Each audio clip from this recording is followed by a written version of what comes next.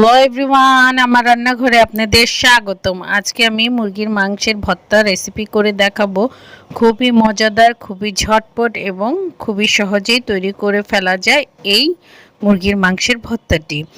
এই যে দেখেন, এই জন্য আমি ফার্মের মুরগি একটা বুকের মাংস এই যে ছোট ছোট টুকরো করে কেটে নিয়েছি।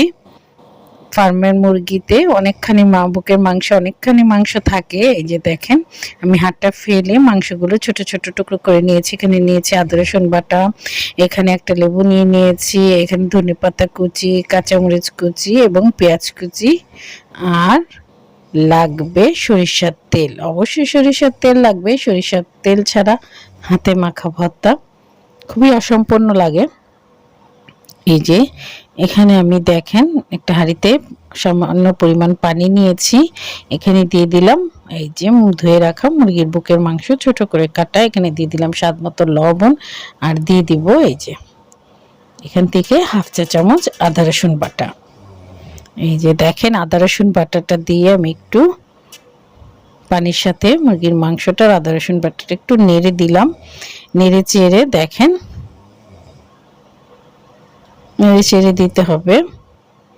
এই যে এখন আমি এইভাবে এটাকে শুকিয়ে নিব, পানিটাকে শুকিয়ে নিব।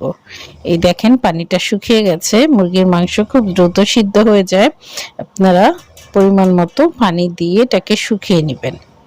এই যে এখন একটা প্লেটে আমি ঢেলে নিলাম। এই দেখেন,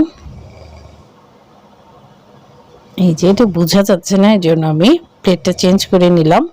এখানে দিয়ে দিব এই যে 3টা মাঝারি সাইজের কুচনো পেঁয়াজ আমি দিয়ে দিলাম। পেঁয়াজটা আপনারা যত সম্ভব চিকন করে কাটবেন, আমি এত চিকন করে কাটতে পারি না। এখানে আমি দিয়ে দিলাম 4টা কুচনো কাঁচা মরিচ, এখানে দিয়ে দিলাম সামান্য পরিমাণ ধনে পাতা কুচি, আর দিয়ে দিব এই যে লেবুর এই যে সবুজ অংশটা। এই লেবুটা খুবই ঘ্রাণ, এই দেখেন এত সুন্দর ঘ্রাণ লেবু। অবশ্যই আপনারা ঘ্রাণযুক্ত লেবু নেবেন। এই যে সাদা অংশ কিছুতেই দেওয়া যাবে না, তাহলে ভর্তাটা তিতা লাগবে। শুধু উপরের সবুজ অংশটাই দেখেন আমি গ্রেটারের সাহায্যে ঘষে দিয়ে দিচ্ছি। আমি সম্পূর্ণটা দিব না, কিছুটা লেবুর অংশ দিয়ে দিব, খোসাটা। এই যে দেখেন, এখানে দিয়ে দিব স্বাদ মতো লবণ, এই যে, আর দিয়ে দিব সরিষার তেল। অবশ্যই খাঁটি সরিষার তেল নেওয়ার চেষ্টা করবেন।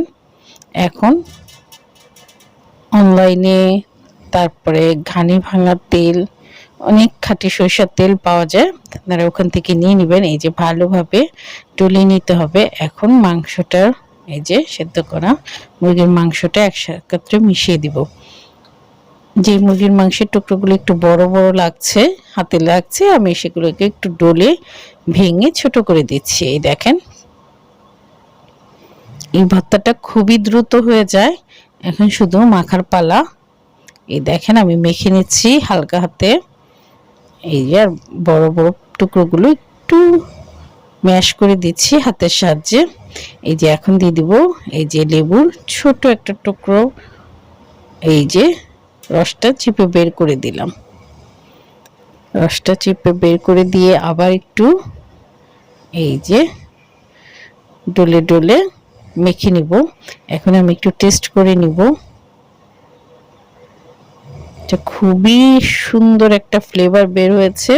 এখন আমার একটু লবণ লাগবে, আমি দিয়ে দিব সামান্য পরিমাণে একটু লবণ। আপনারা আপনাদের স্বাদ মতো লবণ দিয়ে নেবেন। আমি মুরগির একটা বুকের পিস দিয়ে করেছি, আপনারা আপনাদের প্রয়োজন মতো কমিয়ে বাড়িয়ে নেবেন। এই ভর্তাটা আপনারা অবশ্যই করে দেখবেন, খেয়ে দেখবেন, অসাধারণ মজা হয় এই মুরগির মাংসের ভর্তা রেসিপিটি।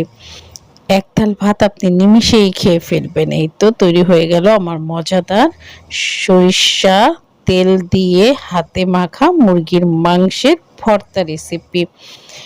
এই যে দেখেন, গরম ভাতের সাথে এটা অসাধারণ মজা লাগে, আর রুটির সাথে আপনারা পরে সস আর মায়োনিজ দিয়ে পেঁচিয়ে খেয়ে নিতে পারবেন রোলের মতো।